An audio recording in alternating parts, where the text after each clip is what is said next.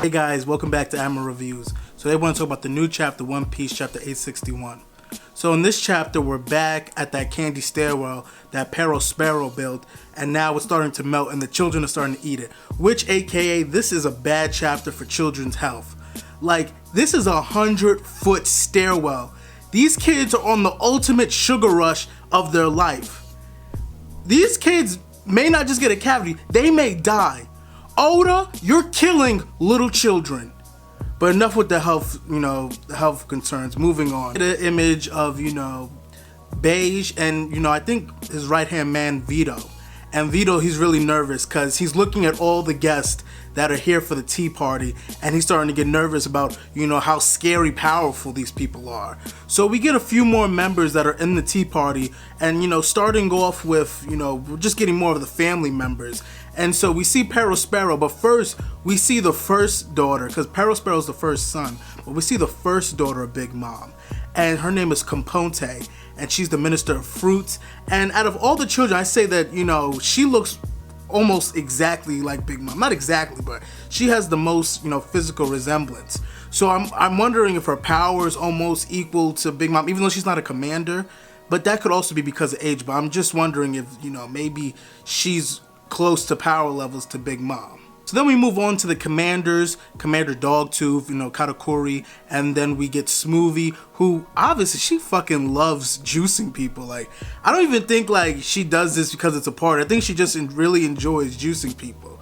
But she's she's doing her juicing thing. Then we get two other sons, who is Daifuku, and Daifuku's the third son, and the fourth son, Oven. Oven makes a lot of sense. I really don't know what Daifuku is. It's probably a food in Japanese, but yeah, we get Daifuku and Oven. And, everybody, we're just getting to know a lot of introductions. And then we move on to, what we, a big hint was last chapter about the picture of Mother Carmel. And we have this soldier, he's carrying it. And for this soldier, I don't know how they got you, but I'd be scared as hell if I was carrying that picture over there. Sweat dropping down, everybody's quiet in the room while he's carrying this picture, and he sets the picture right where, the picture has its own seat. So he sets it down perfectly. So that soldier, you get to live for another day. So as the picture, Big Mom, she appreciates the picture of Mother Carmel, and then we get one of this guests at the party, and he's like, I'm new here, I've never seen, so what is this picture to you, Big Mom, of Mother Carmel? And Big Mom snaps. Like, she doesn't even, get angry. She snaps. She's like, don't interfere or try and get into the past memories, something, which was, and she just uses a blast of Conqueror's Haki. And, I haven't really heard too much about this, but every time I see Conqueror's Haki, it's usually used, and it's used widespread. I could be wrong, but I've never actually seen Conqueror's Haki used on a specific person, and it doesn't affect the whole area. So I don't know whether she used it in a specific area, but just a low, power level, or you can actually use Conquer Haki to directly affect somebody. But I always thought it was like a widespread thing, and mostly everybody in the area gets affected. But I guess not. So after the Big Mom knocks the guy off his Conqueror's Haki, we get, the other guests, those main guests, Big Bird, the guy with the slick back hair. They're all offering her, Big Mom, gifts, treasure chests, the rarest of treasures that you can find all over the world. And Big Mom, she kind of forgets about what that guy just asked her. And she's like, oh, treasure chest. And the Big Bird guy, the guy who's in charge of the news, he asks Big Mom, I keep saying Big Mom's a man. He says, Big Mom, I heard that you got a rare, treasure from deep down in the ocean. And Big Mom's like, why, yes. So apparently she doesn't get angry if you ask about the tobacco box. And so she's like, yeah, I got this from Fisherman Island, and I'm going to open it so we'll all be able to see what's inside the Tamati box. I know I'm mispronouncing that word. And as we all know, the Tamati box is not, once you open it, it's not going to be good for you. It's going to be a big boom. Of a gas or what? Boom! So, and everybody's going to be there, so I don't know how this is going to turn out, but this is the first time we've heard of the Tamate Bako box in a while. So we go back outside, and Bege, he's about to start the plans. His underlinings come, and they said, we've cleared the exits, so nobody can escape the exits, and nobody can come in. And we've also, you know, put a dendamushi that can, you know, disrupt other dendamushi so nobody can contact, you know, this party. So everything's locked off and nobody's aware of it. So, you know, first step in the plan. So, you know, Bege, he contacts Caesar, which is I guess Caesar's inside of his castle, and Caesar comes out and he's like, you know what your part of the plan is, you know, you're our escape and you're our only escape, which is still a bad idea. I've said that before.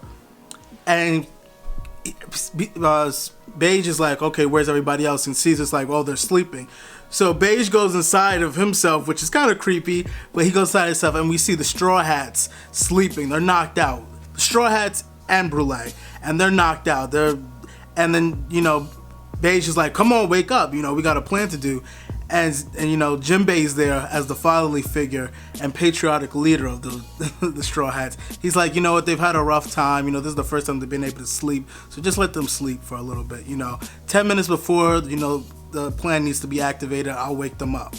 And something's a little fishy here in my mind, but I'll talk about that at the end of this video. Go back inside, that bitch ass Pudding is there with Sanji. And you know, I guess in Japan, you know, weddings, the ceremony that you're actually able to be with your husband before you go out together.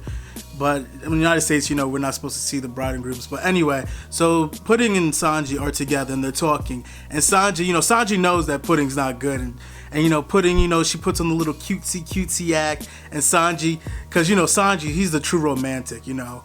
Sanji is a lover boy, and he'll die a lover boy.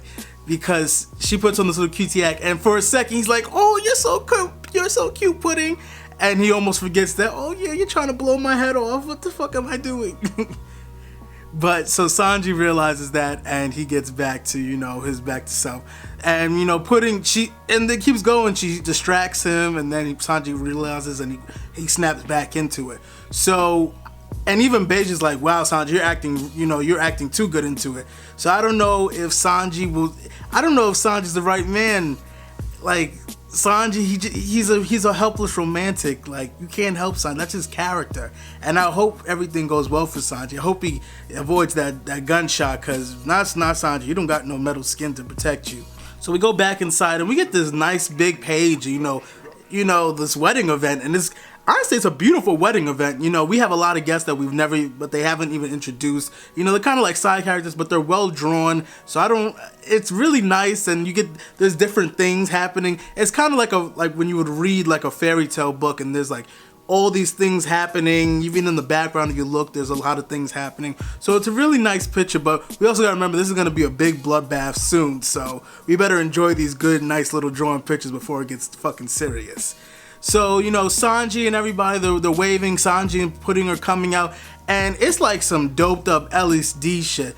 Because Sanji and Pudding are riding on a cloud. On a river with tangerine trees. Out in a teacup. And everybody's just throwing up confetti. And I'm pretty sure there's something in the cake and the juice. Because everybody's smacked as hell. Because Sanji and them are riding a cloud in a teacup. That's a little weird to me. But that's how the chapter ends, and we're not going to have a chapter next week, so what are we going to do about that? We're going to have to find something, but great chapter, nice little build-up. It's going to be crazy. But what I wanted to say, if you're with me right now, I applaud you. I know it's kind of a long video.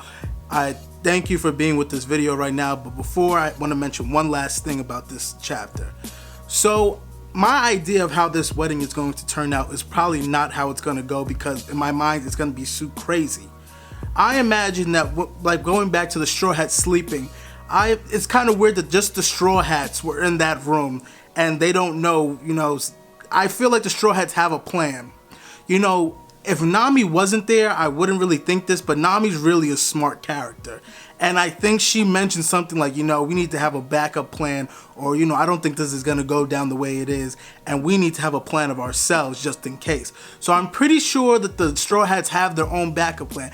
And also, I'm pretty sure that Bege has his own plan that he's not telling other people, because why would you have 3 misses when you only need 1? So I'm pretty sure Bege has a plan. And Pudding, she has her own plan that I don't think correlates to anybody else's plan. So I think she has another plan, and she has something up her sleeve. So I think at the end we're going to get like, oh, I'm you know, basically I'm duping you. The Straw's, well, we saw this coming, so we're duping you. And Pudding's like, well, I saw all of this happening, I'm duping you. So it's gonna be like different parties have their own plans. And that's how I kind of see this happening. It's gonna be one big like clutterfuck. And I'm pretty sure Oda's too good of a writer to actually let that happen. So that's why I kind of say I don't think this is actually going to happen. But that's all I have to say on this chapter. If you like this video, please like this video. You know, if you like the channel, like what I'm doing, please subscribe to the channel. But other than that, all I gotta say is have a nice ass day. Hey guys, did you like the video? Please, if you did so, please hit that like button. If you have any questions you would like to ask, please put them down in the comments section. I'll be willing to answer any question that you have. And if you like what I'm doing with the channel and you want to see more, please hit that subscribe button so you'll be notified on my future videos. And other than that, all I gotta say is have a nice ass day.